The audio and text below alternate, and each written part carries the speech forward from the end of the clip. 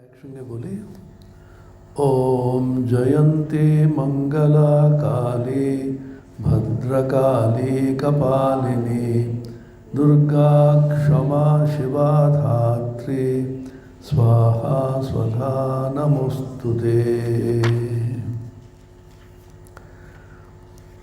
দুর্গা সপ্তশতী আমরা যেমন বলছিলাম, সপ্তশতী মানে 700। শ্রীমদ্ ভগবদ গীতাতে আছে 700টা শ্লোক, আপনারা জানেন। তার মধ্যে সবগুলো কিন্তু শ্রী ভগবানের উক্তি নয়। শ্রী ভগবান উবাচ, অর্জুন উবাচ, আর কি আছে? একটা মাত্র আছে সঞ্জয় উবাচ, একটা মাত্র শ্লোক আছে, সেটা ধৃতরাষ্ট্র উবাচ প্রথম। এখানেও দুর্গা সপ্তশতীতে ঋষিরুবাচ, রাজউবাচ, এইগুলো একটা মন্ত্র বলে ধরা হয়েছে। আর কোনো কোনো সময় অর্ধেক মন্ত্র, যেমন নমস্তস্যে নমস্তস্যে নমস্তস্যে নমো নমঃ, ওটা 3টি মন্ত্র বলে ধরা হয়েছে। সেই সব করে এখানে 700টি মন্ত্র আছে বলে এটাকে দুর্গা সপ্তশতী। সপ্তশতী মানে 700। এর আরেকটি নাম হচ্ছে দেবী মাহাত্ম্যম, আর প্রচলিত নাম শ্রী শ্রী চণ্ডী আমরা বলি। আমি যেমন বলছিলাম, পাঠক্রমের মধ্যে চণ্ডীর কবচ, অর্গলা স্তোত্র, কীলক স্তোত্র, বেদোক্ত রাত্রি সূক্ত, তারপরে দুর্গা সপ্তশতী মূল পাঠ করা হয়। এই ছাড়া কয়েকটি আছে, ওটা সাধারণত করা হয় না। এই বই যাদের কাছে আছে আপনারা পরে পড়ে নেবেন। পাঠ্যক্রম বলা আছে এখানে। প্রথমটা দেবী কবচ দিয়ে শুরু হয়।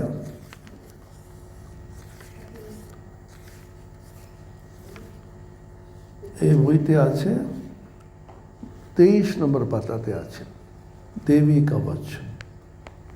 কবচ বলতে আমরা যখন যুদ্ধে যাই, নিজেকে রক্ষা করার জন্য বুলেট প্রুফ একটি পরে যায় না, ওই কবচ বলে ওটাকে, যাতে আমাদের কাছে আঘাত না লাগে। আপাদ মস্তক আমরা এমন একটি কবচ পরে যাব যাতে আমাদের কোনো অঙ্গের মন, বুদ্ধি, অহংকারে কোনো আঘাত না লাগে। আঘাত কিসের দ্বারা হয়? অসুরদের দ্বারা আর অশুভ চিন্তন দ্বারা। অশুভ চিন্তা আমাদের কে করাচ্ছে? অসুরেরা করাচ্ছে। ভগবদ্গীতায় আছে আসুরী সম্পদ এবং দৈবী সম্পদ। আসুরী সম্পদ, ওটা সম্পদ বলেছেন, এটাও ঈশ্বরের প্রদত্ত। আমাদের সর্বনাশের দিকে নিয়ে যাওয়ার জন্য কয়েকটি সম্পদ আছে, সেটা আমাদের কিন্তু প্রেরণা দেয় আধ্যাত্মিক দিকের উল্টো পথে যাওয়ার জন্য। কঠোপনিষদে শ্রেয়স এবং প্রেয়স বলেছেন। শ্রেয়স আমাদের কিন্তু মোক্ষ অথবা মুক্তির পথে নিয়ে যায়, চির শান্তি, চির সুখ প্রদান করে। প্রেয়স আমাদের অনেক ভালো ভালো জিনিস দেয় বলে আমরা মনে করি। শেষ পর্যন্ত সর্বেন্দ্রিয়াণাম জরয়ন্তি তেজঃ, কঠোপনিষদে নচিকেতা বলছেন, এই সব করে আমি ভোগ করতে থাকি, আমাদের সমস্ত ইন্দ্রিয়গুলোকে পুরো জরাজীর্ণ করে ছেড়ে দেবে। স্বামী ব্রহ্মানন্দের যে সুন্দর উক্তি আছে, ধর্ম প্রসঙ্গে ব্রহ্মানন্দ আপনারা পড়বেন, তুমি সংসারে যদি মন দাও, তোমার শরীর মন সমস্তগুলোকে নাশ করে ছেড়ে দেবে সংসার। আর ঈশ্বরের দিকে মন দাও, পরিপূর্ণ শান্তি আর আনন্দ পাবে। কিন্তু আমরা পারছি না কেন? অশুভ শক্তি, আসুরী সম্পদ আর মহামায়ার অদ্ভুত খেলা। তখন প্রশ্ন, মহামায়া আমাদের মা, আমাদের অশুভ চিন্তন কেন করাবেন? সেখানে ঠাকুর শ্রীরামকৃষ্ণ বোধহয় আধ্যাত্মিক ইতিহাসে এই ধরনের ব্যাখ্যা খুব বিরল বলে আমি জানি অন্তত। উনি বলছেন শক্তি স্বরূপা, কিন্তু দুই রকম শক্তি আছে, একটা অশুভ শক্তি, শুভ শক্তি। ঠাকুর চিহ্নিত করেছেন এটা হচ্ছে অবিদ্যা মায়া, আর একটা যে বিদ্যা মায়া।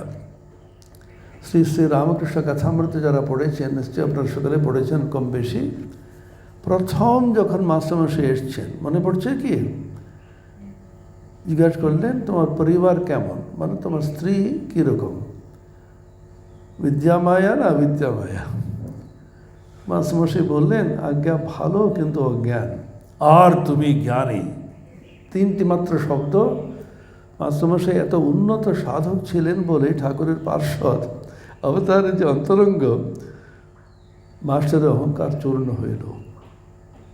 বলছেন, নিজে বলছেন, মাস্টার জানিতেন না কাকে বলে অজ্ঞান, কাকে বলে অজ্ঞান।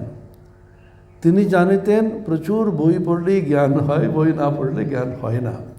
পরবর্তীকালে জানিতে পারলেন যে ঈশ্বরকে জানাই জ্ঞান, ঈশ্বরকে না জানা জ্ঞান। ঠাকুর বলছেন অবিদ্যা শক্তি, বিদ্যা শক্তি দুটোই কিন্তু মহামায়ার প্রকাশ। তন্ত্র এবং বেদান্ত নিয়ে আলোচনা করছিলাম আমরা। মায়া আমাদের কিন্তু সংসারে আবদ্ধ করে, ঈশ্বর আমাদের সংসার থেকে মুক্ত করেন, বেদান্ত বলছেন। ভগবানও বলছেন গীতাতে, দৈবী হেষা গুণময়ী মম মায়া দুরত্যয়া মামে বয়ে প্রপদ্যন্তে মায়ামেতাম তরন্তি তে। আমার মায়া, ঈশ্বরেরই মায়া, এটা অত্যন্ত কঠিন মায়াকে অতিক্রম করে যাওয়া। তবে খুব সহজে অতিক্রম করা যায় সংসার অর্ণবকে। কীভাবে? মামে বয়ে প্রপদ্যন্তে, আমার কাছে, ঈশ্বরের কাছে যে শরণ নেয় সে কিন্তু সহজে বেরিয়ে যেতে পারে। অর্থাৎ মায়া তোমার সংসারে আবদ্ধ করে, ঈশ্বর মায়াধীশ সংসার থেকে আমাদের মুক্ত করেন। মনে রাখতে হবে ঈশ্বরের সঙ্গে আমাদের কি পার্থক্য, জীব এবং ঈশ্বরের পার্থক্য। যদিও অদ্বৈত বেদান্ত বলবে দুজনই চৈতন্য স্বরূপ আসলে, কিন্তু চৈতন্যের স্বরূপ তো আমরা বুঝতে পারছি না। উপাধির মধ্যে যতক্ষণ আমরা আছি পার্থক্য আছে। আমরা যেমন উদাহরণ দেওয়া হয়, মাটিতে একটি মূষিক তৈরি হয়, আমাদের দুর্গাপূজার সময় আমরা দেখব, গণেশের বাহন। মাটিতে আর একটি বড় হাতি তৈরি করা হয়। হাতি এবং মূষিক কি এক? কখনো হতে পারবে না। কিন্তু দুটোই কিন্তু মাটিতে মিশে যায়, গলে যায়, তখন মৃত্তিকা রূপে দুটি সমান। সোনার গয়না অনেক রকম হয়, কিন্তু সোনা রূপে দুটি সমান। সেজন্য বেদান্ত বলছেন ব্রহ্মস্বরূপ সর্বত্র উপাধিতে আবদ্ধ হয়ে বিভিন্ন রকম প্রতীতি মাত্র হচ্ছে। ঈশ্বর হচ্ছেন মায়াধীশ, জীব হচ্ছে মায়াধীন। আমরা মায়ার অধীনে আছি, মায়ার ঊর্ধ্বে আছেন। যে মায়াধীশ তিনি মায়াধীন জীবকে উদ্ধার করতে পারেন। নিজে যে বদ্ধ সে কখনো অপরকে মুক্ত করতে পারবে না। এটা গল্প আছে, ঠাকুরের বোধহয় সম্ভবত। একজন রাজা বলছে আমাকে মুক্ত করো তুমি। উনি বলছেন দেখো, যে মুক্ত হয়েছে সেই অপরকে মুক্ত করতে পারে, বদ্ধ হয়ে আছে অপরকে করতে পারবে না। মায়া রাজা বলছে প্রমাণ করো, তাহলে মাথা কেটে দেব। তখন বললেন আপনি এটা অনুমতি দিলে প্রমাণ করতে পারে, আপনি এদিকে আসুন। একজন ভৃত্যকে ডেকে বলল রাজাকে বেঁধে ফেলে এখানে। একটা থামে বেঁধে দিল, আর একটি থামেকে ভৃত্যকে বেঁধে দিল। রাজা, রাজা আপনি তো সর্বশক্তিমান রাজা, একে আপনি কিন্তু মুক্ত করুন না। রাজা বলছে আমি তো বদ্ধ হয়ে আছি, আমি কি করে মুক্ত করব? সহজ উদাহরণ।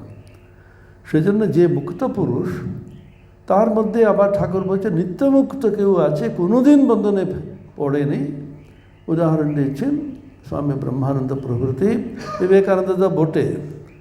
যারা নিত্যমুক্ত, যারা ঈশ্বর কোটি মহাপুরুষ, তারা কোনোদিন মায়াতে পড়েনি।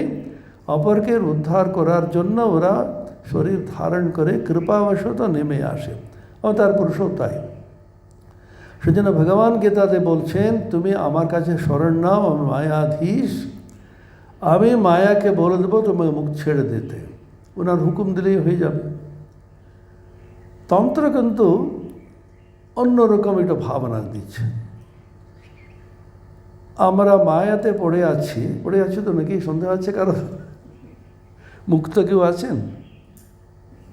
বলে তো আসতেন না এখানে ক্লাসে। আমরা মায়াতে পড়ে আছি, আমাদের বন্ধনে ফেললোটা কে? আমরা বলছি মহামায়া আমাদের বন্ধনে ফেলেছে। এখন ঠাকুরের অদ্ভুত একটি যুক্তি, যে বন্ধনে ফেলেছে সে বন্ধন থেকে মুক্তও করতে পারে। ঠাকুরের উদাহরণ মনে পড়ে কথামৃতে, প্রত্যেকটি পাতায় কিন্তু বেদ বেদান্ত তন্ত্র সমস্ত সার পাওয়া যায়। একজন জাদু দেখাচ্ছে, জাদুঘর ম্যাজিশিয়ান, সে একটা বিশাল একটা দড়ি, সেখানে একটা এমন একটা গিট লাগিয়ে দিল, সকলকে বলো, চ্যালেঞ্জ করলো তোমরা খোলো। কেউ খুলতে পারছে না, যত টানছে ততই আরও কিন্তু শক্ত হয়ে যাচ্ছে। তারপরে জাদুঘর এসে বলল, হাসতে হাসতে একটা দিয়ে এরকম টানলো, পুরো খুলে গেল। কেন? ও তো গিটটা দিয়েছে, ও জানে কোনখানে কি কৌশলে গিটটা দিয়েছে, সে কিন্তু ওই কৌশলে খুলে দেবে। এখান থেকে কি মানে হলো, যে বন্ধনে ফেলেছে সেই আপনাকে বন্ধন মুক্ত করতে পারে। এটাই তন্ত্রের কিন্তু অদ্ভুত একটি যুক্তি, একটা তত্ত্ব। মহামায়া যেমন বন্ধনে ফেলছে অবিদ্যাশক্তির দ্বারা, সেই মহামায়া বিদ্যাশক্তির দ্বারা তোমাকে বন্ধন মুক্ত করতে পারেন। অথবা চণ্ডীতে আছে, আপনাকে বন্ধনে ফেলে দিয়েছেন যে শক্তি, বন্ধনে ফেলে দিয়েছেন মানে তিনি ফেলছেন না, আমরা এত কামনা নিয়ে বসে আছি, ওই ভোগ করতে চাইছি, মহামায়া চাইছেন না, জোর করে কাউকে কিন্তু কামনা ছাড়ানো যায় না। শ্রী শ্রী মায়ের জীবনেতে একটা উদাহরণ আছে। একটি ছেলে এসে বলল, মা বিয়ে করা কি পাপ, অন্যায়, আধ্যাত্মিক জীবন হয় না? মা বলে, কেন হবে না? এই দেখো সবই দুটি দুটি, দুটি চোখ, দুটি আঁখ, দুটি কান, ঠাকুরও তো আমাকে বিয়ে করলেন, তাতে কি বাবা? নিশ্চয় হবে, হবে তো, হবে তো, নিশ্চয় হবে, আমি বলছি। খুব আনন্দ করে চলে গেল। দুদিন বাদে আর একটি যুবক এলো, মা একদম আমি বিয়ে করতে চাই না, জোর করছে, বাড়িতে সংসার একদম ভালো লাগে না। বাবা সংসারে কি আছে, তুমি এমনি থাকো, ঈশ্বরকে ডাকো, সেই সংসার মুক্ত হয়েছে, সেই কিন্তু ঈশ্বরের কোলে বসে আছে বলে ওকে উৎসাহ দিয়ে পাঠিয়ে দিলেন। দুটোই দেখছে একজন দূর থেকে, গোলাপ মা সম্ভবত। মা তুমি তো অদ্ভুত, তো ওকে একরকম বলছো, এনাকে এরকম বলছো, দেখো ও করতে চাইছে, আমি যদি জোর করে বলি তা সত্ত্বেও করবে। সবসময় মনে হবে গুরুবাক্য উল্লঙ্ঘন করলাম না, কি ঠিক হচ্ছে। যার যেমন বাসনা, কখনো কিন্তু ভগবান ওটাকে অন্যথা করবেন না।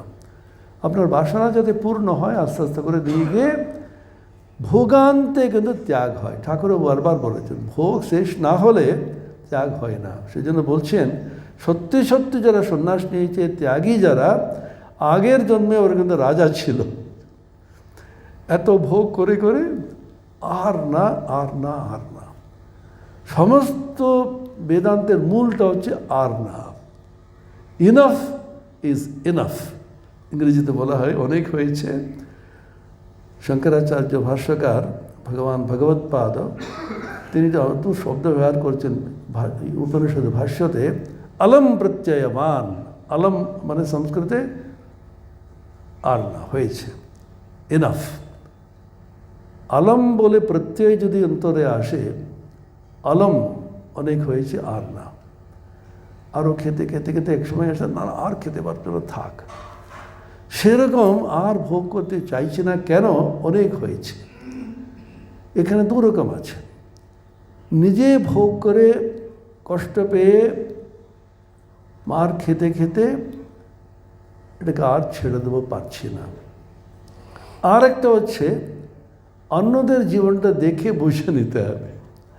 এটাকে বাংলাতে কী বলে জানেন তো? আপনারা জানেন নিশ্চয়ই। দেখে শেখা, ঠেকে শেখা।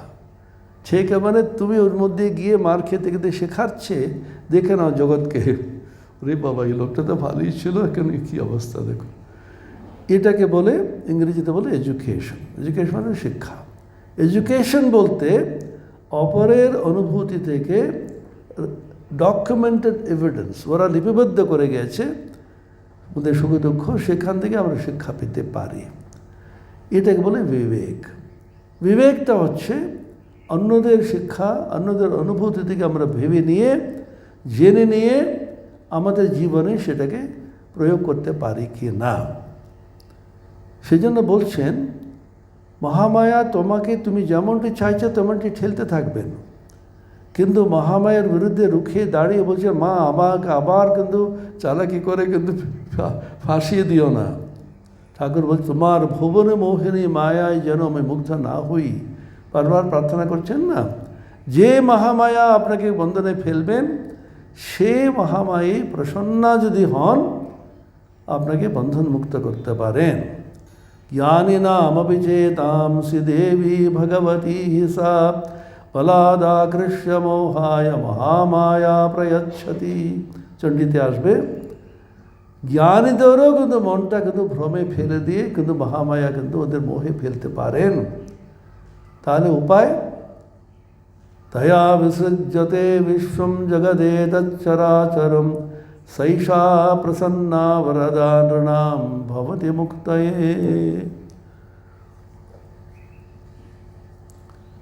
তিনিই কিন্তু বিশ্বের পালন করেন, বিশ্বের সৃষ্টি করেন, বিশ্বের শেষ পর্যন্ত সংহার করেন। তিনি প্রসন্না যদি হন তাহলে মুক্তি প্রদান করতে পারেন। তাহলে কি দাঁড়ালো তন্ত্রের মতে? সহজ একটা পদ্ধতি, যোগ করে মহামায়ের প্রসন্নতা লাভ করো।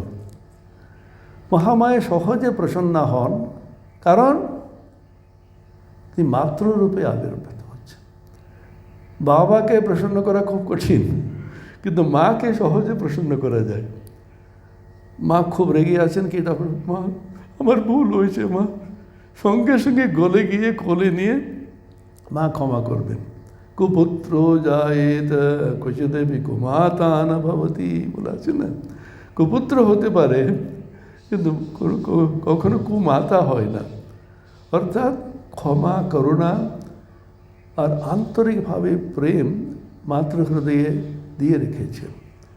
সেজন্য স্বামী প্রেমেশানন্দের অদ্ভুত একটি গান আছে, ধরিণের ভার বলে মা শ্রী শ্রী মা শারদার উপরে, নিখিল মাতৃ হৃদয় সাগর মন্থনা সুধা মূরতি। কি অসাধারণ এটা বর্ণনা। শ্রী শ্রী মাকে নিখিল মাতৃ হৃদয় সাগর, একটি সাগর, একটি বিশাল একটি সমুদ্র। ওটা সমুদ্রটা কি? জগতে যত মাতৃ হৃদয় আছে সে নিয়ে একটা সমুদ্র তৈরি হলো। সে সমুদ্রকে মন্থন করে যে অমৃত কলস বেরোবে, সে মূর্তি ধারণ করে, নারী মূর্তি, সে হচ্ছে শ্রীমা শারদা বলছেন উনি। সেই জন্য মা রূপে যখন আসেন, মাতৃরূপে যখন আসেন, তাকে প্রসন্ন করা খুব সহজ। তিনি প্রসন্ন হয়েই আছেন, কিন্তু অনেক সময় একটু বলছেন আর একটু খেলুক।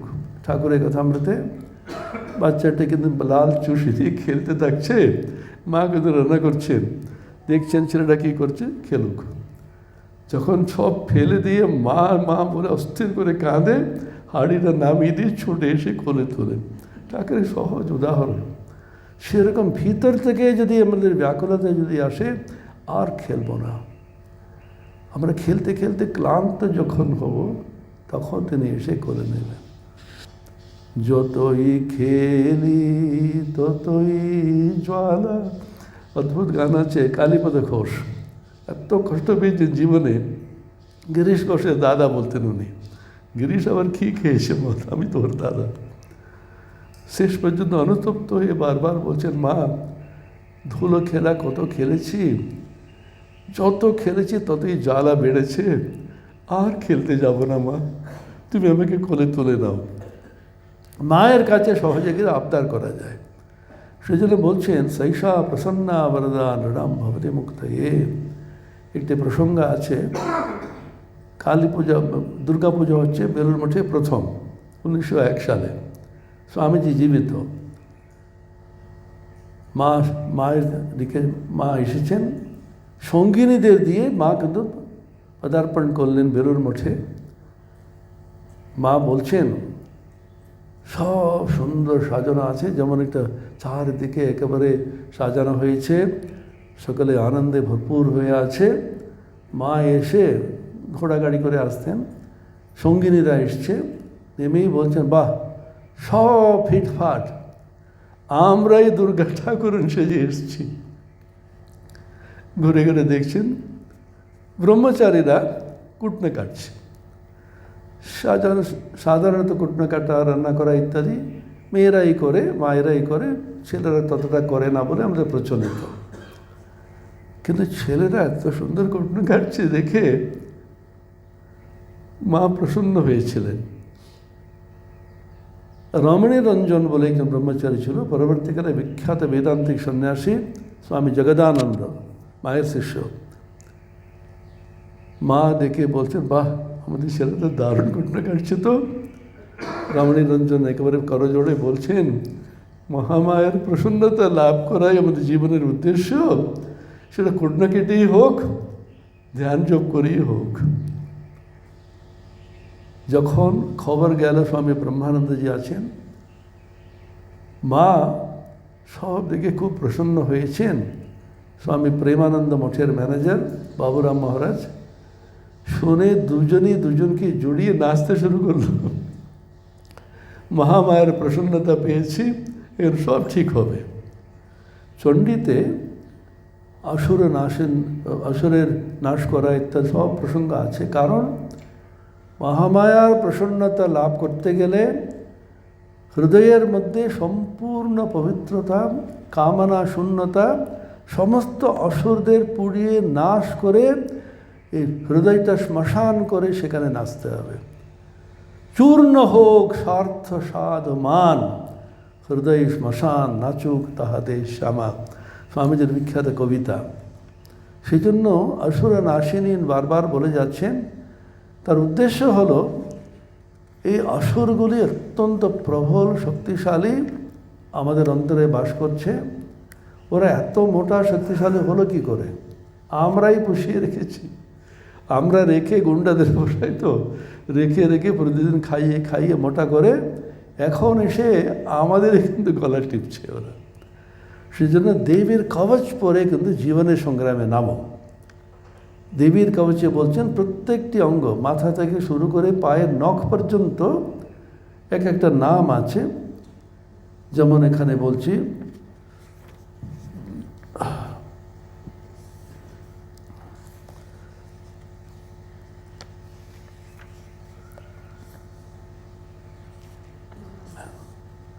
এক একটি অঙ্গ বলে বলছেন। 27 নম্বর পাতায় দেখুন,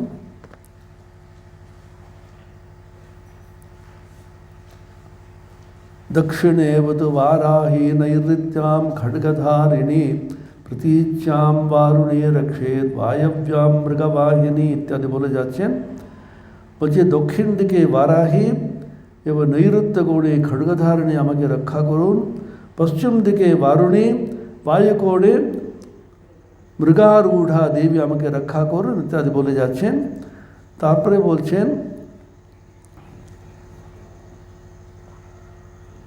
अजिता वाम पार्श्वे तो दक्षिणे चापराजिता शिखां मे ज्योतिनी रक्षेद उमामूर्ध्नि व्यवस्थिता मालाधरे ललाटे च भ्रूव रक्षेत यशस्विनी ত্রিনেত্রা চ ভ্রুর মধ্যে যমঘণ্টা চ নাসিকে।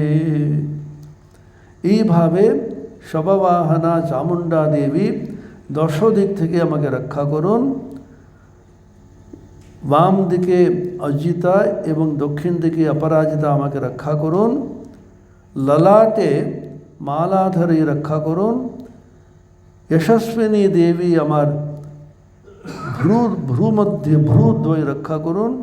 ত্রিনেত্রা দেবী আমার ভ্রু যুগলের মধ্যভাগ এবং যমঘণ্টা দেবী নাসিকা রক্ষা করুন। অর্থাৎ প্রত্যেকটি শরীর অঙ্গ প্রত্যঙ্গ বলে প্রত্যেকটি যেন কবচ। অমুক দেবী বিভিন্ন নাম দিয়েছে, সবই এক দেবীর রূপ মাত্র, এদের বিভূতি বলা হয়। উনি এসে আমাকে নাক রক্ষা করুন, আমার কান রক্ষা করুন, সমস্ত শরীরের প্রত্যেকটি অঙ্গ প্রত্যঙ্গ, শুধুমাত্র স্থূল শরীর নয়, আমাদের সূক্ষ্ম শরীর যেটা বলি লিঙ্গ শরীর, আমাদের কারণ শরীর, সবগুলোতে যেন উনি থেকে উনি গার্ড করুন, রক্ষা করুন। আমি যেখানেই যাই নিশ্চিন্তে যেতে পারি, বিচরণ করতে পারি, তিনি আমার সঙ্গে আছেন। এটা দেবী কবচ।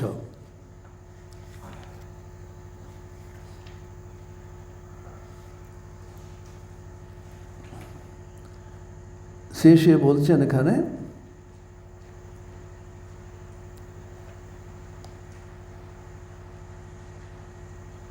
তেত্রিশ নম্বর পাতা 33, 52 নম্বর শ্লোকে বলছেন, নশ্যন্তি দর্শনাৎ তস্য কবচে হৃদি সংস্থিতে মানোন্নতির্ভবেৎ রাজ্ঞস্তেজো বৃদ্ধিকরম পরম यशसा वर्धते सोऽपि कीर्तिमण्डितभूतले जपेत् सप्तशतीं चण्डीं कृत्वा च कवचं पुरा यावद् भूमण्डलं धत्ते सशैलवनकाननं तावत् तिष्ठति मेदिन्यां सन्ततिपुत्रपौत्रिकी देहान्ते परमं स्थानं यत्सुरैरपि दुर्लभं प्राप्नोति पुरुषो नित्यं महामाया प्रसादिता लभते परमं रूपं शिवेन सह मोदते।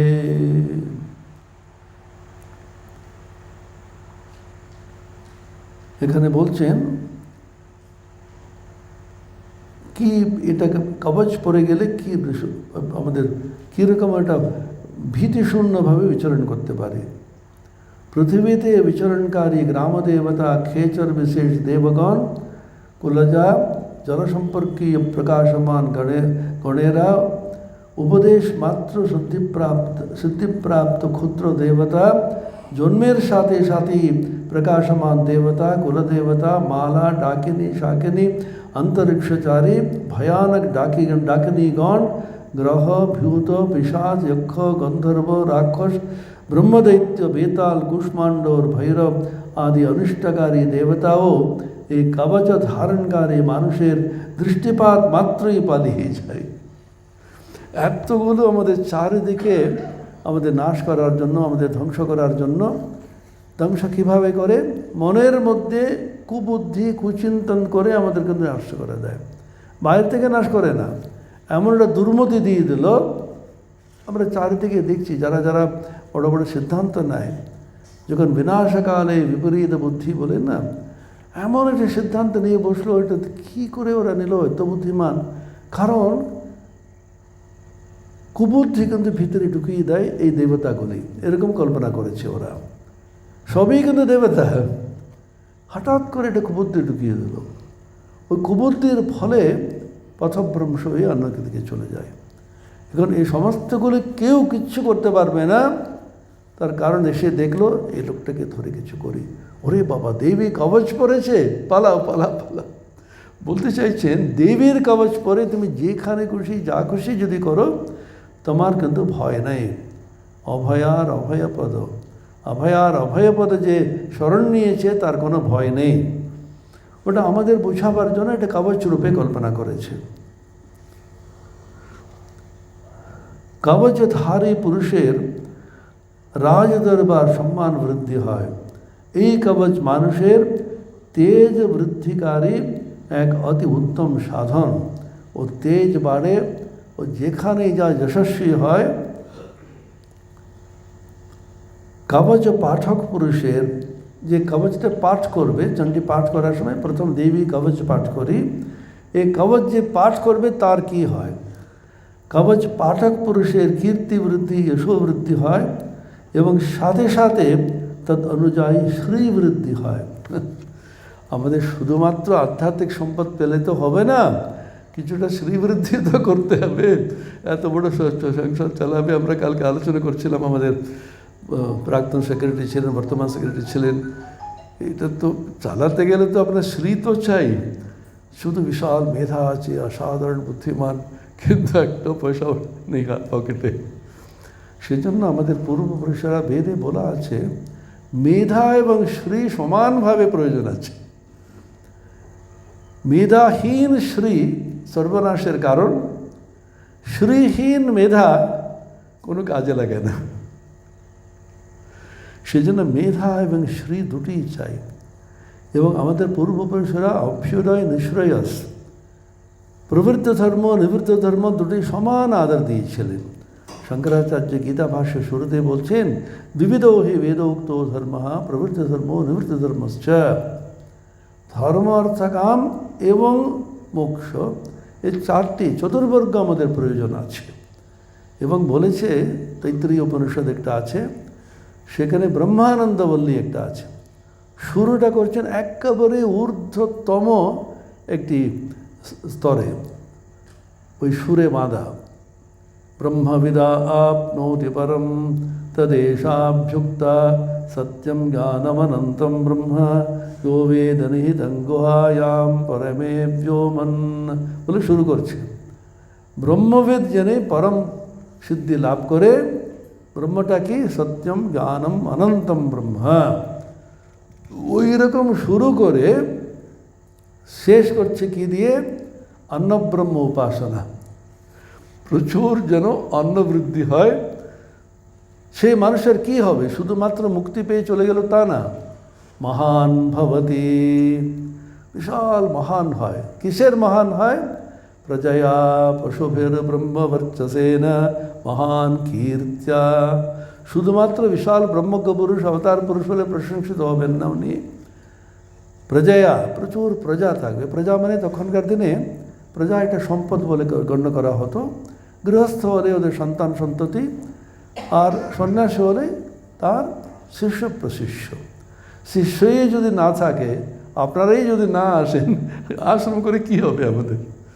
কি জন্য ভক্তরা আশ্রমকে ধরে আছে, কিন্তু ভক্তরা আসবে, আপনাদের সন্তান সন্ততি আসবে, আপনার ছেলেরা আসবে, নাতি নাতিরা আসবে, আস্তে আস্তে করে পরম্পরাক্রমে ঠাকুরের বৈভব প্রচার হবে।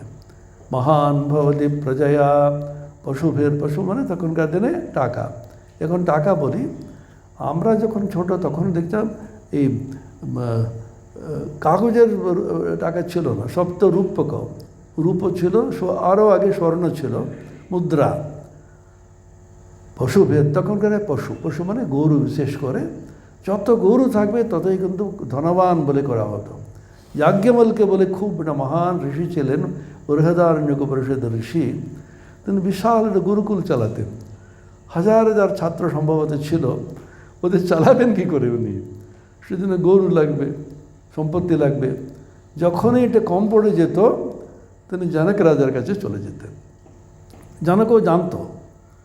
একবার বলছে, জনক রাজা যাজ্ঞবল্ক্য এসেছে, উঠে দাঁড়িয়ে ওকে প্রণাম করে শ্রদ্ধা জানিয়ে বললেন, আপনি হঠাৎ এলেন যে, গরুর প্রয়োজনে এসছেন নাকি ব্রহ্মের সম্বন্ধে আলোচনা করবেন? উভয়ম বৈ সম্রাট, দুটোই করতে এসেছি। তোমাকে ব্রহ্মের উপদেশ দিয়ে একটু গরু নিয়ে যাব। এটা হচ্ছে সন্ন্যাসীদের একটা পরম্পরা। আমরা চারিদিকে অনুদান চাইছি, কিছু ডোনেশন চাইছি, তার বিনিময়ে আমাদের দিতে হবে ব্রহ্মবিদ্যা। এমনি চাইলে কিন্তু হবে না।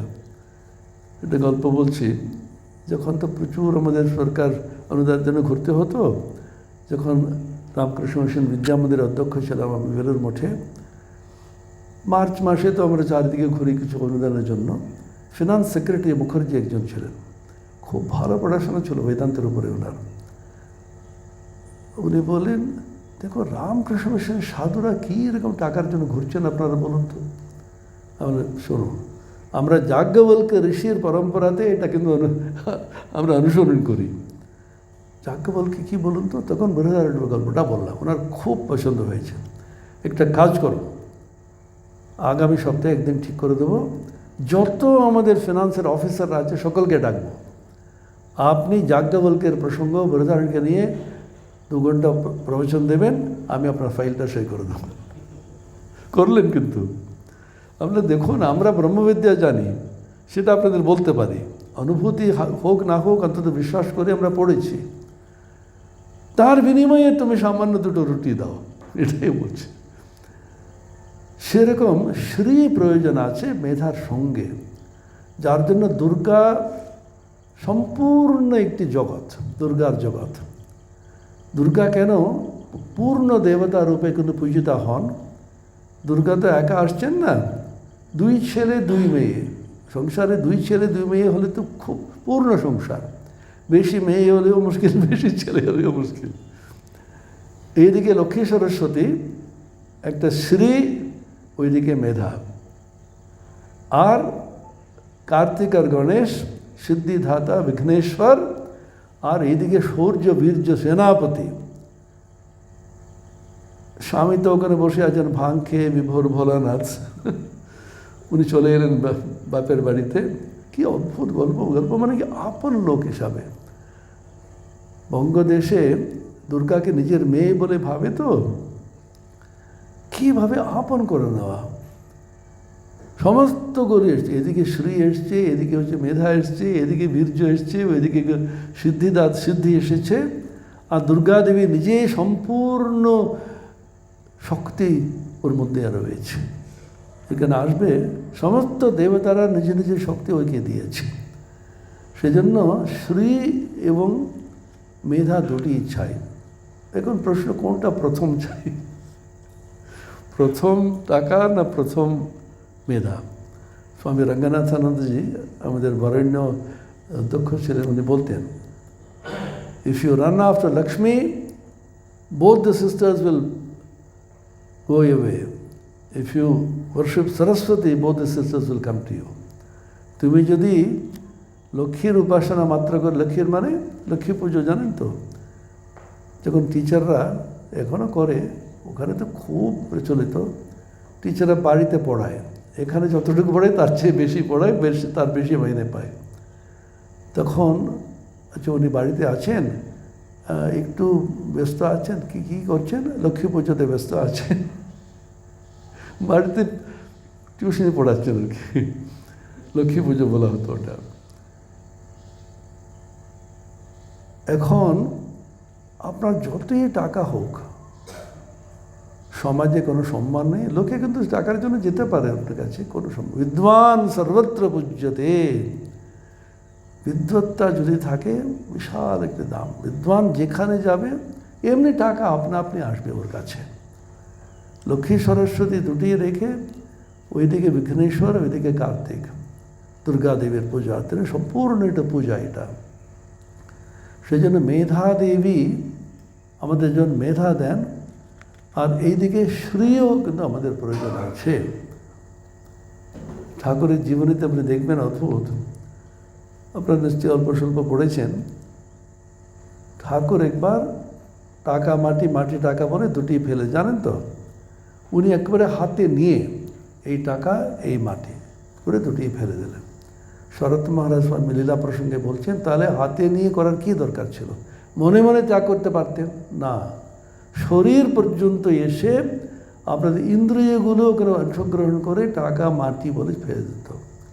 এখানে মজা করে বলে, জমির দাম এত বেড়ে গেছে, ঠিকই বলেছেন, এখন মাটিটাই এত, মাটিটাই টাকা আসছে। মাকে জিজ্ঞাসা করছে, শ্রী শ্রী মা শারদা, কেউ অল্প স্বল্প টাকা দিলে, প্রণামী দিলে মাথায় ঠেকিয়ে বক্সের মধ্যে রাখতেন। একজন ভক্ত বলছে, মা এটা কীরকম বলো তো, কী বৈরাগ্য ছিল ঠাকুরের, টাকা মাটি, মাটিটাকে বলে ফেলে দিলেন, তুমি না এটা ঠাকিয়ে। মা হেসে উড়িয়ে দিলেন, বলেন, আমরা তো মেয়ে মানুষ বাবা, এসব তো কী হবে। কিন্তু ঠাকুরেরও কিন্তু একটুখানি পাটোয়ারি বুদ্ধি, নিজে বললেন, একটু ভয় পেয়ে গেলেন।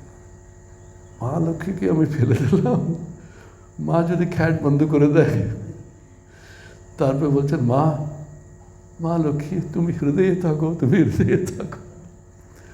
ঠাকুর বেশ বুদ্ধিমান আছেন, এইদিকে টাকাটা ফেলে দিলেন, প্রাইভেটলি গিয়ে মাকে বললেন, মা এটা রসদদার জুটিয়ে দাও যাতে আমার সংসারটা চলে।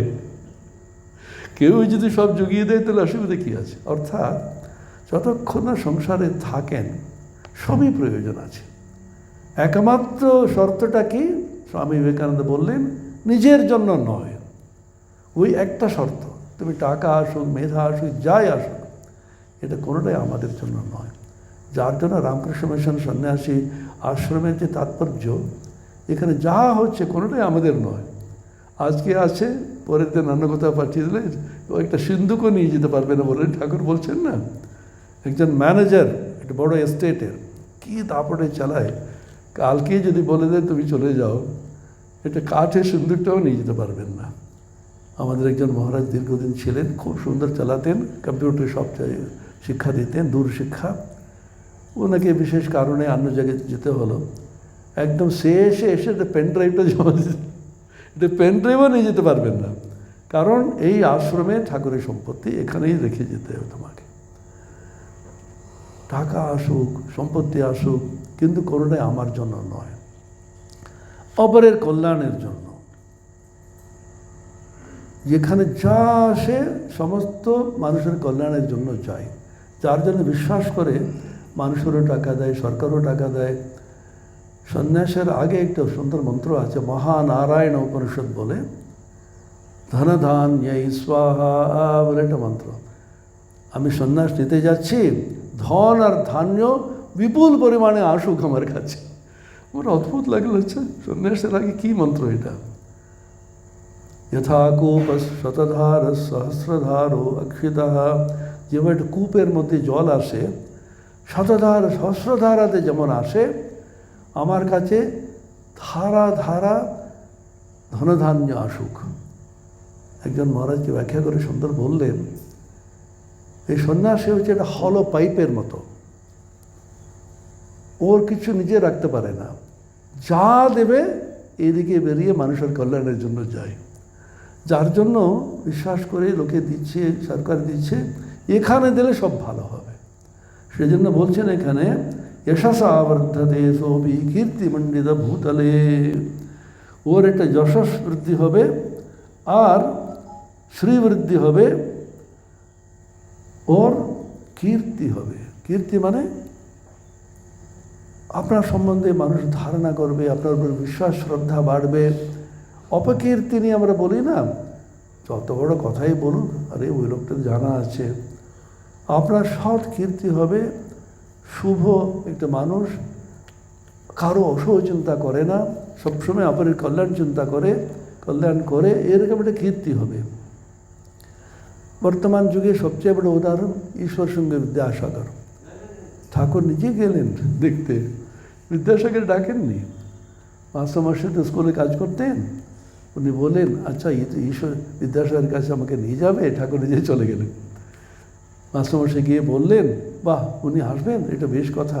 আচ্ছা উনি কীরকম সাধু, বেরোয়া পড়েন? মাস্টারমশাই যে বর্ণনা যদি পড়েন না, কীভাবে ঠাকুরকে বুঝিয়েছেন। তিনি এটা অদ্ভুত মানুষ, সাদা কাপড় পরেন, লাল পেড়ে, আর একটা বড় তোষকের উপরে শোন, মশারি আছে। রামকৃষ্ণ মিশনে কিন্তু মশারিটা খুব গুরুত্বপূর্ণ। আমি বললাম ঠাকুরকে, কোনো সময় আমি বাইরে গিয়ে কোথাও আশ্রয় থাকতে হয় জানি না, আমি যেখানেই আমাকে দাও কিন্তু একটা মশারি দিয়ে দেবে, মশার কামড়ে যেন কষ্ট না হয়। অর্থটা হলো, তুমি সামান্য যে প্রয়োজন সেগুলো রাখো, তাগুলো ত্যাগ করে কি হবে? ঠাকুর বললেন না, মাছ পান ত্যাগ করে কি হবে, কামিনী কাঞ্চন ত্যাগই ত্যাগ, বলছেন না। মশারি আছে, আর পলিশ করে জুতো পরেন, বাইরে বাহ্য কোনো চিহ্ন নেই, কিন্তু ঈশ্বর বই কিচ্ছু জানেন না। তার বিদ্যাসাগরের কাছে গেলেন, বিদ্যাসাগর জিজ্ঞাসা করছেন, ঈশ্বর কাউকে কম শক্তি কাউকে বেশি শক্তি দিয়েছেন? ঠাকুর বলে, এ কী গো, এরকম প্রশ্ন করছো তুমি, এ তো পণ্ডিত। আমরা কিন্তু তোমাকে দেখতে এসেছি, তোমার দুটো শিং বেরিয়েছে, তোমার বিদ্যা, তোমার দয়া, তোমার করুণা, তোমার বিদ্বত্তা, পাণ্ডিত্য, এসব শুনে মুগ্ধ হয়ে আমরা এসেছি। সেরকম বিদ্যাসাগর নিজেরকে কিচ্ছু না রেখে খালি দিয়ে দিয়ে দিয়ে শেষ হয়ে গেছে। কিন্তু সমস্যাটা হলো, আস্তে আস্তে ঈশ্বর বিশ্বাসটা যেখানে হারিয়ে ফেললেন, বেদান্ত একদমই পছন্দ করতেন না তিনি। শেষের দিকে মানুষের এই জন্য ঈশ্বরের প্রয়োজন। অনেকে জিজ্ঞাসা করে, আমি নিঃস্বার্থ জীবন যাপন করি, পবিত্র জীবন যাপন করি, কাউকে অকল্যাণ করি না, তাহলে ঈশ্বর বিশ্বাস আমার দরকারটা কি? উত্তরটা হলো, আপনি এত লোককে সাহায্য করলেন, শেষ পর্যন্ত ওই লোকেরা এসে তোমাকে ক্ষতি করে, তোমার বিরুদ্ধে বলে, তখন সেটাকে হজম করা এত সহজ নয়। ঈশ্বরচন্দ্র বিদ্যাসাগর শেষের দিকে এমন বলতে শুরু করলেন, একজন এসে বলল, অমুক লোক আপনি খুব নিন্দা করে কেন? কেন, আমার তো কিছু মনে পড়ে না, ওকে কিছু ভালো করেছি বলে। আমি ভালো করলেই আমার নিন্দা করবে, তখন আমাকে কিন্তু প্রশংসা করতে হবে না, কিন্তু উল্টো করে এটা ক্ষতি করার চেষ্টা করে। সবচেয়ে বড় উদাহরণটা হচ্ছে বিশ্বনাথ দত্ত। বিশ্বনাথ দত্ত ছিলেন তো নরেনের বাবা, সকলকে দিয়ে দিয়ে দিয়ে শেষ হয়ে গেলেন। ওর ঘাড়ে বসে খেয়ে শেষ করে দিল ওকে। যে মৃত্যু হলো, নরেনের মা এবং ভাইদের নরেন শুদ্ধ বাড়ি থেকে তাড়াবার জন্য মামলা পর্যন্ত গেল। নরেনের মা কিন্তু ঈশ্বরের উপরে প্রায় বিশ্বাস হারিয়ে ফেলেছেন, ওইরকম হয়ে গেছেন। নরেন বসে গান করছে, ঈশ্বরের করুণা দয়া। থাম থাম, কি করেছেন ঈশ্বর আমাদের জন্য? বাবার ঘাড়ে বসে এতগুলো লোক খেয়ে গেল, ওরা এসব বিরুদ্ধে গেল, ঈশ্বর কি করছেন ওখানে দেখে আমাদের ক্ষোভ হয়। বর্তমান পরিস্থিতি পশ্চিমবঙ্গে আপনি জানেন, সবই খবর রাখেন। আমরা বলি, এখানে একজন বলল, কালী বসে কি করছেন মশে? দুর্গা এসে কি করছেন? কি হচ্ছে এখানে? বুঝতে পারি না। আমরা একটা সুন্দর শব্দ আবিষ্কার করেছি হিন্দু ধর্মে, লীলা। সবই তাঁর লীলা। কালী ধ্বংসও করেন, কালী ভালোও করেন, ইত্যাদি বলে যায়, কিন্তু সহ্য করা যায় না। তখনই ঈশ্বরের উপরে অটুট বিশ্বাস। কারণ আর কি করা যাবে? মানুষের উপরে কিন্তু কখনো কিন্তু আস্থা রাখা মুশকিল আছে। কখন কে কার মন কিভাবে পরিবর্তন হবে কোনো ঠিক নেই। সেজন্য বলছেন, यशसा वर्तते सोऽपि कीर्तिमण्डितभूतले जपेत् सप्तसजीं चण्डीं कृत्वाथ कवचं पुरा यावत् भूमण्डलं दत्ते सशैलवनकाननं तावत् तिष्ठति मेदिन्यां सन्तति पुत्रपौत्रिकी। যে মানুষ প্রথমে কবচ পাঠ করে, তারপর চণ্ডী সপ্তশতী পাঠ করে, যাবৎ বন পর্বত তার কাননযুক্ত ভূমণ্ডল বর্তমান থাকবে, তাবৎ তার পুত্রপৌত্র আদি সন্ততি পৃথিবীতে অবস্থান করবে। একটু বাড়িয়ে বলে এরা, অর্থটা হচ্ছে তার কোনো দিন ক্ষতি হবে না, শ্রী বৃদ্ধি হবে, বৃদ্ধি হবে। এটা বিশ্বাস বাড়াবার জন্য। এটা করলে খুব ফল পাবি, জানো তো, খুব ভালো করে এটা হবে, তাই নাকি? আচ্ছা ঠিক আছে, করে দেখি। দুটো মত আছে আমাদের ভক্তি পথে। নিষ্কাম ভক্তি, ঠাকুর এটা বলেছেন, ঈশ্বর জগদীশ্বরীর কাছে গিয়ে তুমি কি লাউ কুমড়ো চাইবে? জ্ঞান ভক্তি বিবেক বৈরাগ্য চাও। নরেনের গল্প আপনারা জানেন, 3 বার গেলেন, তৃতীয়বার কিন্তু মনে ছিল, কিন্তু চাইতে পারলেন না। মা আমাকে ভক্তি দাও, বৈরাগ্য দাও বলে গেলেন। ভক্তি বৈরাগ্য চাইলে তো হবে না, ওর মার ভাইদের পেট ভরবে কী করে? ঠাকুর তখন বলে, মোটা ভাত কাপড়ে কোনো অভাব হবে না ইত্যাদি। এখন শুধুমাত্র আপনি জ্ঞান বৈরাগ্য দিয়ে বেরিয়ে গেলে তো হবে না। তাতে আমার কি হবে? মানুষের স্বাভাবিক প্রশ্ন, কেন চণ্ডীর প্রতি এত আকর্ষণ মানুষের, বিশেষ করে বঙ্গদেশে এবং নর্থ ইস্টে? তার কারণটা যেখানে সব কিছু পাওয়া যায়। উপনিষদে শুধুমাত্র বুঝো আত্মব্রহ্ম ঐক্য, তুমি মুক্তি পাবে, সমস্ত কামনা বাসনা ত্যাগ করে মহা মুশকিল সব পালিয়ে যাবে। এখানে বলছেন তুমি সবই পাবে, আনন্দে থাকবে, সংসারে সব হবে, অথচ তুমি থাকবে ঈশ্বর ভক্ত হয়ে থাকবে, অসাধারণ মেধাবী এবং জ্ঞানী হয়ে থাকবে। রাজর্ষির যে আদর্শ, এই দিক ওই দিক দুই দিক রেখে খেয়েছিল দুধের বাটি। ঠাকুর বলছেন না, জনক রাজা মহাতেজা, কী ছিল তার ত্রুটি। সেরকম সংসার ভেসে যাবে কেন? কেউ ওরকম করতে পারে, সেই বিরল।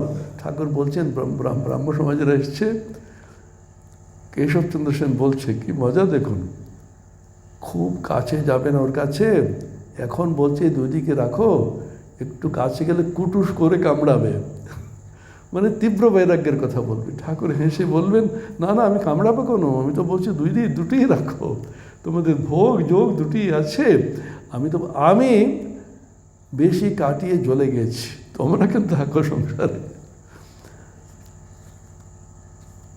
শেষ পর্যন্ত দেহান্তে চণ্ডী পাঠক ভগবতী মহামায়ার প্রসাদে নিত্য পরমপদ প্রাপ্ত হয়, দেবতাদের কাছে দুর্লভ।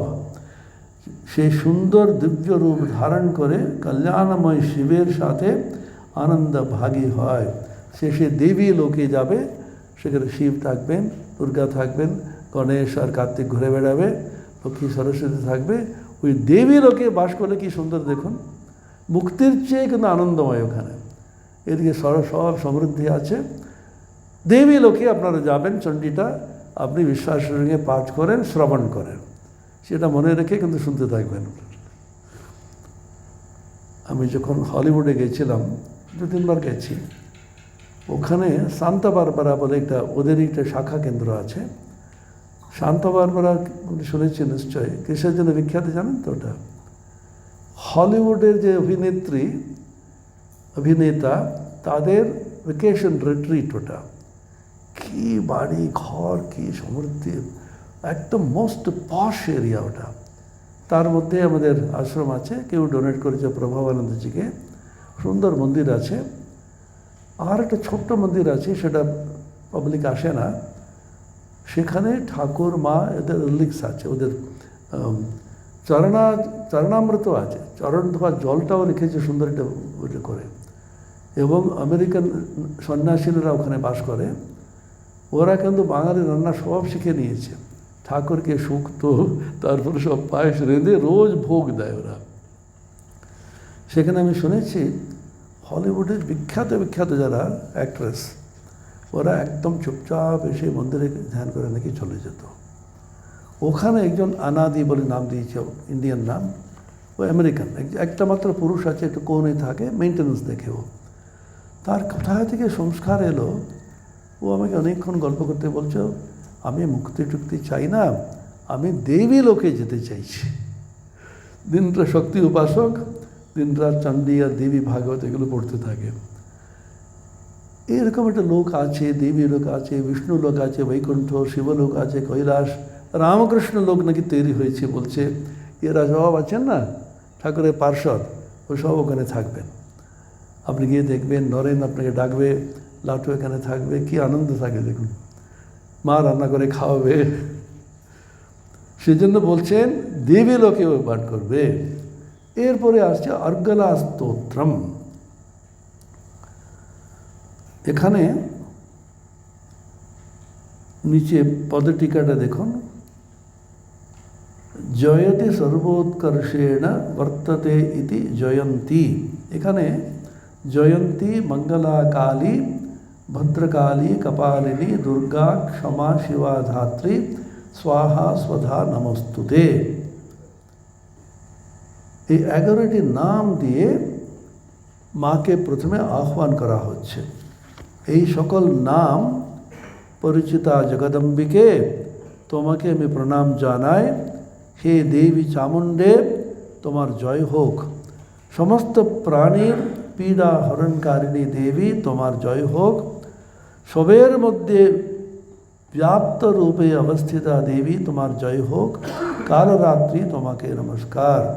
জয়ত্বম দেবী চামুণ্ডে, জয় ভূতার্তিহারিণী, জয় সর্বগতে দেবী, কালরাত্রি নমস্তুতে ইত্যাদি অর্গলা স্তোত্রম। এখানে একটা ধ্রুব পদ একটা আসছে দেখবেন, রূপম দেহি, জয়ম দেহি, যশো দেহি, দ্বিষো জহি, পেয়েছেন? 36, 37 তারপরেও আছে। প্রত্যেকটি শ্লোকের মধ্যে এটা থাকবে। রূপম দেহি জয়ম দেহি যশো দেহি দ্বিষো জহি।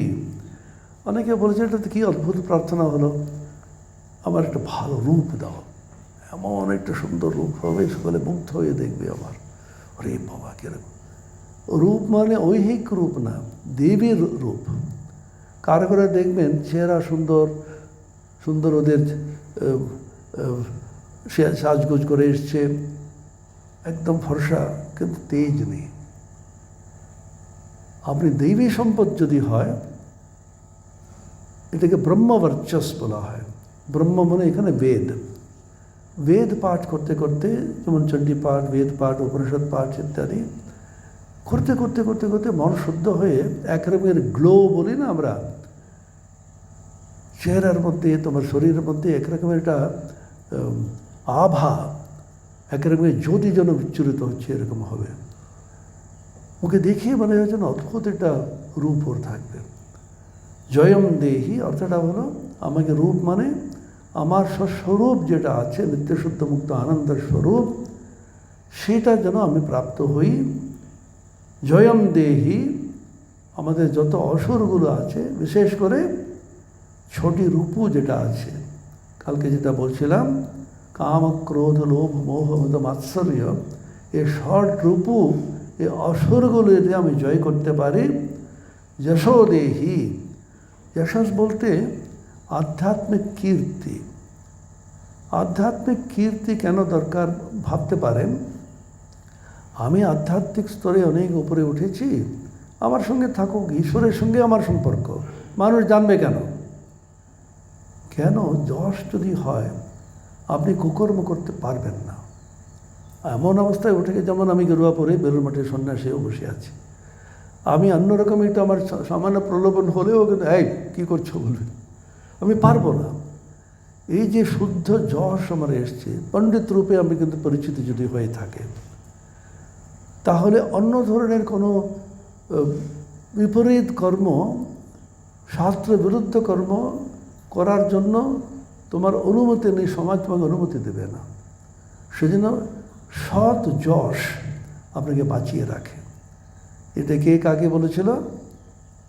শ্রীকৃষ্ণ ভগবান অর্জুনকে বললেন, তোমার কি যশ আছে ভাবো, কাপুরুষের মতন ছেড়ে পালিয়ে গেলে কি লোকে বলবে।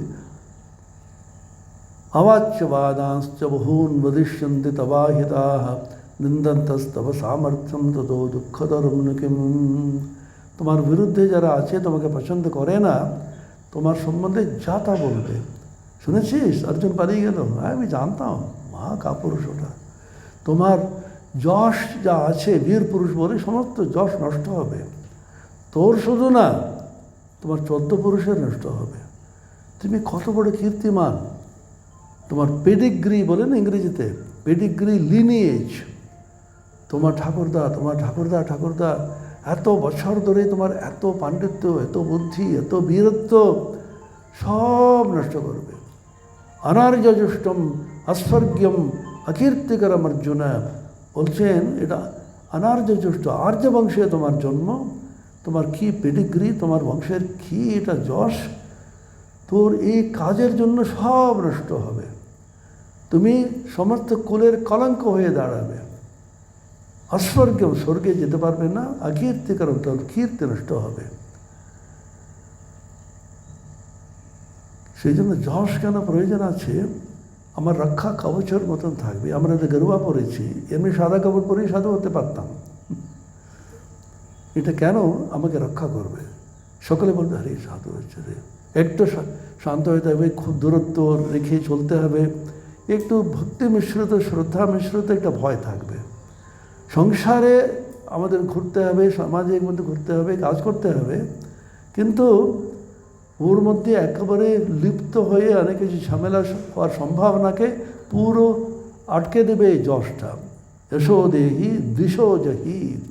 দ্বিষ মানে আমার শত্রু, যে রূপগুলো আছে তাতে কেন আমি জয় করতে পারি। বলছে, মা তুমি সঙ্গে থাকো, আমি একা পারবো না, মা তুমি সঙ্গে থাকো।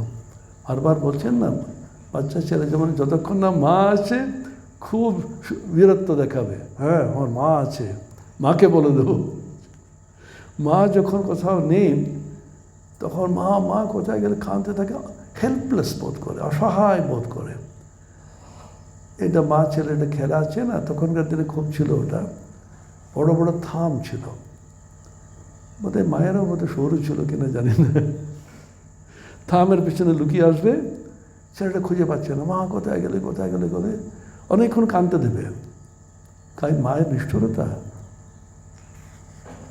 মা কষ্ট দেন আমাদের, কাঁদতে দেন, কারণ ঠাকুর উত্তর দিয়েছেন সুন্দর, তিনি মা ডাক শুনতে চান। মায়ের সবচেয়ে মধুর সুরটা হচ্ছে শিশুরা এসে মা মা যখন বলে। শ্রী শ্রী মায়ের একটুখানি চিন্তা হলো না, শ্যামসুন্দরী দেবী বললো এমন একটা পাগলের কাছে সঙ্গে বিয়ে দিলাম, সারদার কোনো সন্তান মা মা ডাক শুনতেই পাবে না। তখন ঠাকুর শুনতে পেয়ে বলছেন মাথা ঠাকুরুন, মা ডাক শুনতে শুনতে কান জ্বালাফালা করবে। সেরকম মা ডাক শোনাটা মায়েদের পক্ষে মেয়েদের পক্ষে খুব মধুর লাগে। সুখে থাকলে ছেলেটা ডাকবে না আমাকে, নিজের মতন খেলতে থাকবে, তখন একটুখানি কষ্টের মতন ফেলে ওকে ঘুরে ঘুরে ঘুরে ঘুরে যখন খুব বেশি হয়ে যায় আবার নিয়ে এসে এখানে কোলে তুলে ওকে আনন্দ করবে। সেই জন্য সারদা দেবী বললেন, দুঃখ হচ্ছে বাবা ভগবানের দয়ার দান, তিনি তোমাকে কৃপাবশত দুঃখ দিয়ে ডাকিয়ে নেন, নাহলে আমরা ডাকবো না। যাতে তাকে ডাকা হয়, কেন ডাকা হয়, কেন উনি দুঃখ দিয়ে করেন, তিনি মা ডাক শুনতে চান। আমরা বারবার ওনাকে যখন ডাকি, ঠিক আছে ভালোই হয়েছে দাঁড়াও। আর একটি কারণ আমি এটা আবিষ্কার করেছি দুষ্টুমি করে, যুগাবতার নিজে নেমে এলেন, পূর্ণ ব্রহ্ম নারায়ণ তার শক্তি, তারপরে নরঋষি নারায়ণ বিবেকানন্দের, তারপরে হচ্ছে রাখাল রাজ ভগবানের পুত্র মানসপুত্র, আর এত পার্শ্বদ নিয়ে এত শক্তি নিয়ে নাম এসছেন, দোকানটা খুলেছেন। কিসের দোকান? মানুষের উদ্ধার দোকান। এই দোকানে এলে মানুষের উদ্ধার হবে। কোনো কাস্টমার পাওয়া যাচ্ছে না, মানুষের বিশ্বাস হারিয়ে ফেলেছে, কেউ যাচ্ছে না। তখন এই নরেন কি হচ্ছে রে, কেউ আসছে না। প্রভু তুমি জীব উদ্ধার করার জন্য নামলে কি হবে, জীব উদ্ধার হতে চাইছে না তো, কি করা যায়, এমন কষ্ট দাও না, কাঁদতে কাঁদতে আসবে। সেই জন্য মাঝে মধ্যে আমাদের দুঃখ দিয়ে থাকেন। আর যত ঠাকুরের কাছে ভক্তি করে আসবেন, আশ্রমে বেশি আসবেন, তত দুঃখটা বাড়বে, এটা মনে রাখো। আপনি দীক্ষা টিক্ষা নেওয়ার আগে যেরকম আনন্দে ছিলেন, দীক্ষা নিয়ে আশ্রম আসতে গেলে আপনার কষ্টটা বাড়তে থাকবে। ঠাকুরের কাছে এলাম আমার কেন, উনি প্রথমে একটু পরীক্ষা দিয়ে যাতে বেশি করে আপনাকে টানতে চাইছেন, কখনো কিন্তু দুঃখে ফেলবেন না। ওনার রক্ষা থাকবে, কিন্তু একটুখানি মজা করে তো আপনাকে দুষ্টুমি করে করছে। অর্জুনকে কাঁদিয়ে ছাড়লেন না, অর্জুনকে যেভাবে করলেন, অর্জুন বললো তোমার বিশ্বরূপটা দেখতে চাই, ওর বলছে দেখো এমনি দেখা যায় না, দিব্যম দাদামি তে চক্ষু, দিব্য চক্ষু তোমাকে দিচ্ছি, তুমি দেখো। এখন দিব্য চক্ষু দেবে বলে এমন রূপ দেখালেন, অর্জুন ভয়ে কাঁপছে, ভীত ভীত প্রণম্য বলছে, একবার ভীত না, তারপরে ভয়ে প্রণাম করতে গেছে। সামনে দিকে, প্রভু তোমার সামনে দিকে প্রণাম, পিছন থেকে প্রণাম, ঘুরে ঘুরে প্রণাম, পিছন থেকে প্রণাম করে, নম পুরস্তাদ পৃষ্ঠতস্তে নমস্তুতে দেববর প্রসিদ, ঘুরে ঘুরে প্রণাম।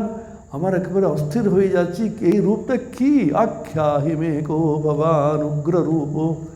উনি সমস্তগুলোকে খেয়ে নিচ্ছেন, এই দাঁতে চিবিয়ে খাচ্ছেন, এখানে ভীষ্ম ঝুলছে, এখানে দুর্যোধন ঝুলছে।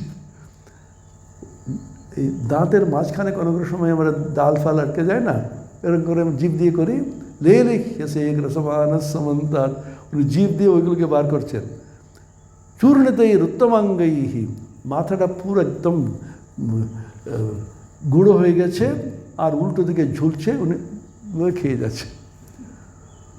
আর ওর মধ্যে কুরুক্ষেত্র যুদ্ধ দেখাচ্ছেন, অর্জুনকে দেখাচ্ছেন, যুদ্ধের পরিণতি দেখাচ্ছেন। দেখে অর্জুন একেবারে অস্থির হয়ে ভগবান প্রভু থাম থাম, আর দেখতে চাই না, আর পারছি না আমি, তুমি কে, এত উগ্র রূপ। ভগবান বলছেন কালোস্মি লোক ক্ষয়কৃত প্রবৃদ্ধ, আমি কাল, মহাকাল, সমস্তগুলোকে ধ্বংস করে সংহার করতে আমি এসেছি। উনি বলছেন আমি পারছি না, তুমি আবার আমার সখা কৃষ্ণ এসো, তোমার পূর্বরূপ ধারণ করে। আমি কিন্তু সহ্য করতে পারছি না, আমার ভয়ে কাঁপছি। তখন আবার রূপ দিয়ে ঠিক আছে, কারণ ভগবান এসে নিজের রূপ দেখান না, আমরা পালিয়ে চলে যাব। ভগবান আমাদের দূরে আছেন, খুব একটা রূপ টুপ দিচ্ছেন না বলে আমরা কিন্তু মোটামুটি আছি। ভয়ঙ্কর রূপ ওনার আছে, সৌম্য রূপও আছে। যেহেতু মা রূপে এসেছে এখানে,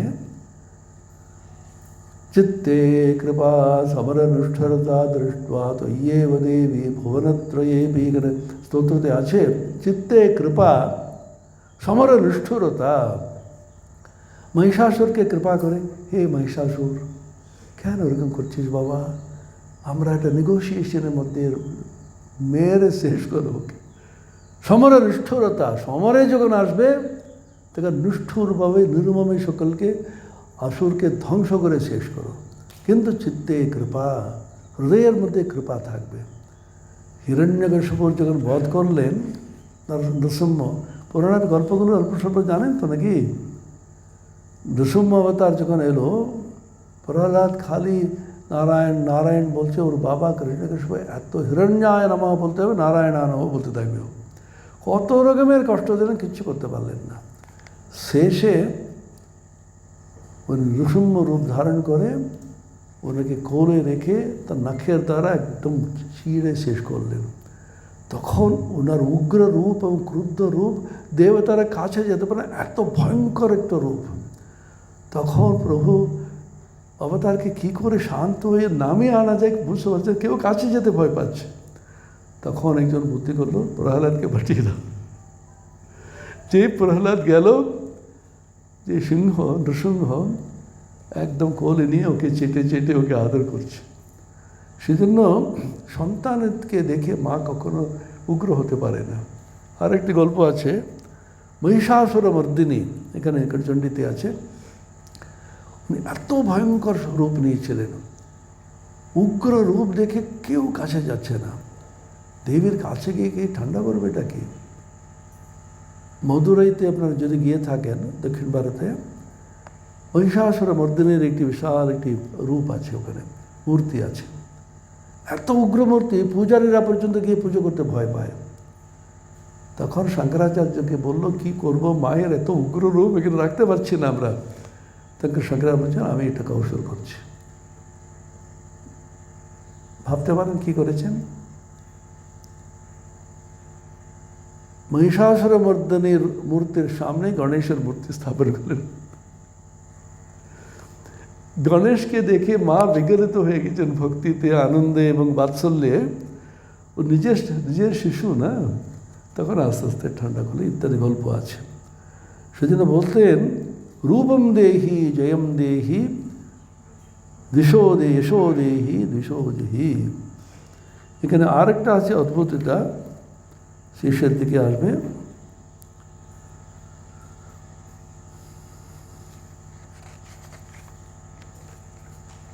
চল্লিশ নম্বর পাতায়, পত্নীম মনোরমাম দেহি মনোবৃত্তানুসারিণীম তারিণীম দুর্গসংসার সাগরস্য কুলোদ্ভবাম। সাধক প্রার্থনা করছেন, আমার মনোরমা পত্নী জন্য দাও, তিনি আমার মনোবৃত্ত অনুসারিণী, আমার বিরুদ্ধে না গিয়ে ইষ্টপথে সাহায্য করতে এসেছি। শ্রীমা সারদা বললেন না, ঠাকুর জিজ্ঞাসা করে আমাকে সংসারে টানতে এসছো, তা কেন, তোমার ইষ্টপথে সাহায্য করতে এসেছি। সেরকম পত্নী আমাকে দাও, তিনি আমাকে তারণ করবেন সংসারে। সন্ন্যাসীরা পাঠ করি আমরা এটা, তার কী তাৎপর্য? সন্ন্যাসীরা বলবে আমার মনোরম পত্নী চাই। অর্থটা হচ্ছে আমাদের সুবুদ্ধি, বুদ্ধি স্ত্রীলিঙ্গ, জানেন তো, অদ্ভুত একটা ইন্টেলিজেন্স যেটা বলি আমরা, বুদ্ধি বলি, সমস্ত কিছু স্ত্রীলিঙ্গ, পুরুষদের কিচ্ছু নেই। পুল্লিঙ্গে কিছু বুদ্ধি, এক একটা করে বলুন তো। বিদ্যা, বিদ্যা মানে জ্ঞান, বিদ্যা হচ্ছে স্ত্রীলিঙ্গ, বুদ্ধি স্ত্রীলিঙ্গ, ধী স্ত্রীলিঙ্গ, মেধা স্ত্রীলিঙ্গ, প্রজ্ঞা স্ত্রীলিঙ্গ, সমস্ত ওই রকম। আবার প্রজ্ঞা, আমার মেধা, আমার সুবুদ্ধি আমার সঙ্গে সঙ্গে থাকে। স্ত্রী কাকে বলে? সহধর্মিণী। তিনি সবসময় থাকবেন, যেখানে স্বামী যাবে ওখানে উপস্থিত থাকবেন, ওকে ইষ্টপথে সাহায্য করবেন। সেই জন্য বলছি আমার সুবুদ্ধি যেন হয়, আমার প্রজ্ঞা, আমার মেধা, আমার বিদ্যা, আমার ধী, সমস্ত যেন সবসময় আমার সঙ্গে সঙ্গে থেকে আমাকে পরিচালনা করুক সুপথে। ইদম স্তোত্রম পঠিত্বা তো মহাস্তোত্রম পঠেন নরঃ সতো সপ্তশতী সংখ্যাবরম আপ্নোতি সম্পদাম। এই স্তোত্র, এটা কোন স্তোত্র? অর্গলা স্তোত্র পাঠ করে, সপ্তশতী রূপী মহাস্তোত্র যে পাঠ করে, সে সপ্তশতীর জপ সংখ্যা সম শ্রেষ্ঠ ফল প্রাপ্ত হয়, সাথে সাথে প্রভূত সম্পত্তিও লাভ করে। সম্পত্তি চাই, সেজন্য অনেকে সন্ধি পাঠ করে, সকাম হয়েও পড়ুক। আমি যেটা বলছিলাম, ভক্তিপথে দুই রকম মত আছে। নিষ্কাম ভক্তি, ওর কাছে কিচ্ছু চাইবে না, জ্ঞান ভক্তি বৈরাগ্য চাইবে, কোনো কামনা যেন শূন্য হয়ে দাঁড়াও। এখন প্রশ্ন, আমার কামনা আছে এক গাদা, আমার কামনা নাই, তুমি ভক্তি দাও, বৈরাগ্য দাও, তারপরে ভাবছি কালকে কী করবো, ওটা তো টাকা নেই, তাহলে ছলনা করবে ঈশ্বরের কাছে। আমার যা আছে মনে এটা বলে দেখো আমার খুব কষ্ট হচ্ছে, ঈশ্বরের কাছে সকাম ভক্তি নিয়ে করাটা ঠিক কি ঠিক না? আমাদের ভক্তদের মধ্যে বিশাল কনফিউশন এটা। অনেকে আমাকে জিজ্ঞেস করতো, মহারাজ ঠাকুর বলেছেন এরকম, আমার কিন্তু খুব কষ্ট হচ্ছে, আমি কিছু চাইলে কি অপরাধ হবে? নিশ্চিন্তে চান, ওনাকে চাইবেন না মানে কাকে চাইবেন? রাষ্ট্রপতি, তার সন্তান, ও রাষ্ট্রপতিকে মা বলে ভাববে না রাষ্ট্রপতি বলে ভাববে? ওনার কাছে মহামহিম রাষ্ট্রপতি মহোদয়া বলবেন নাকি? আমার মা, মা আমাকে দাও, আমার এটা চাই। মায়ের কাছে আবদার না করলে কার কাছে করবে? একটু কমিয়ে দেন, কম করুন।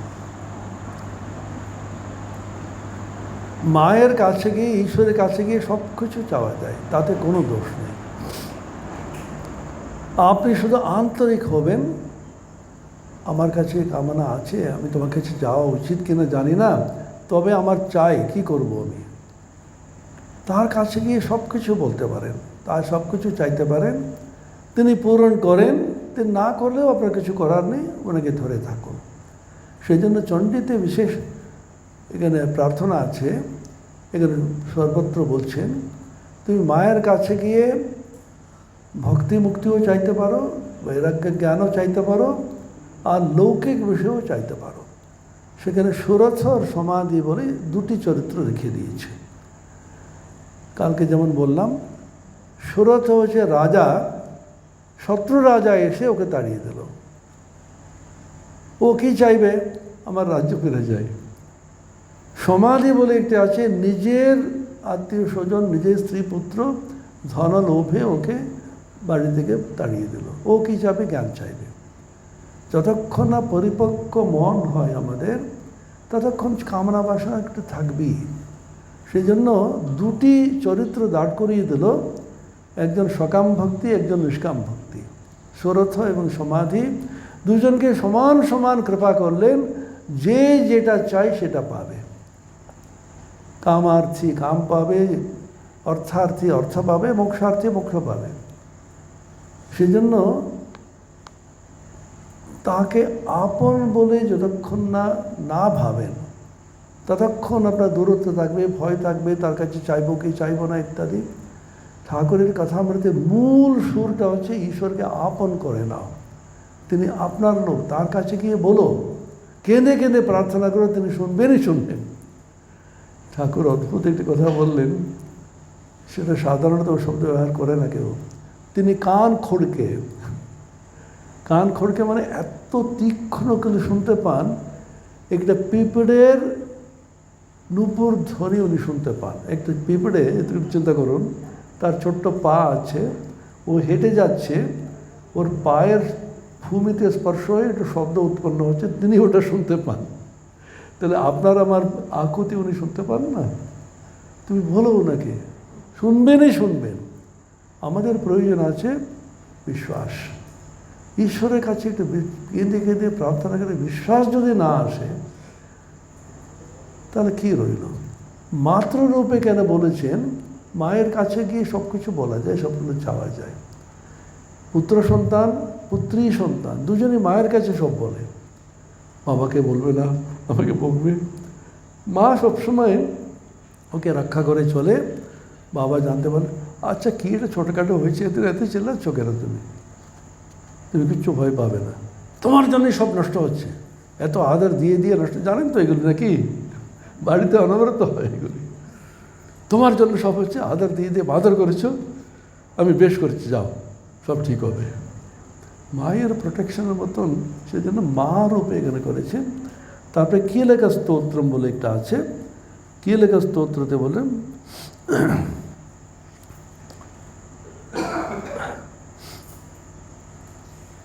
চণ্ডী পাঠের আগে এটা অঙ্গ, এটা 44 নম্বর পাতায় চলে আসুন। সৌভাগ্যাদি চ যৎকিঞ্চিৎ দৃশ্যতে ললনা জনে তৎসর্বং তৎপ্রসাদেন তেন জাপ্যমিদং শুভম শনৈস্তু জপ্যমানেऽস্মিन् স্তোত্রে সম্পত্তিरुच्यकैः भवत्येव समग्रापि ततः प्रारभ्यमेव च ऐश्वर्यं यत्प्रसादेन सौभाग्यारोग्यसम्पदः शत्रुहानि परो मोक्ष स्तूयते सानकिं जनैः। कीलक ও নিষ্কীলক জ্ঞান লাভ করেন, পরে তবেই এই স্তোত্র নির্দোষ হয় এবং পণ্ডিতগণ এই নির্দোষ স্তোত্র পাঠ করেন। নারীদের যা কিছু সৌভাগ্য সবই অনুগ্রহের ফল, সুতরাং এই কল্যাণকারী স্তোত্র সর্বদা পাঠ করা উচিত। এই স্তোত্র নিম্নস্বরে পাঠ করলে অল্প ফলদায়ী এবং উচ্চস্বরে পাঠ করলে পূর্ণ ফলদায়ী হয়। চণ্ডী পাঠ করার সময় বলা হয়, এমনি ছোট এমনি করে বলতে নেই,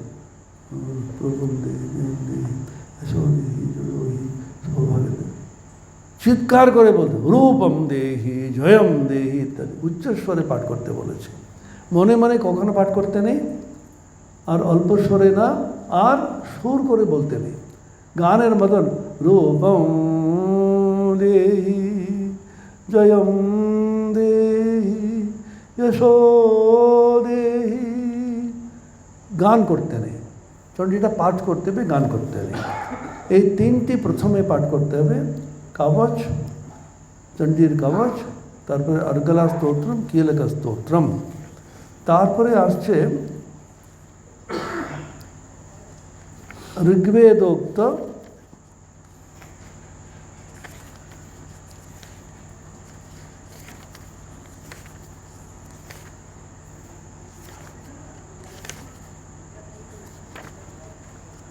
বলে দিচ্ছি, পাতাটা বলে দিচ্ছি।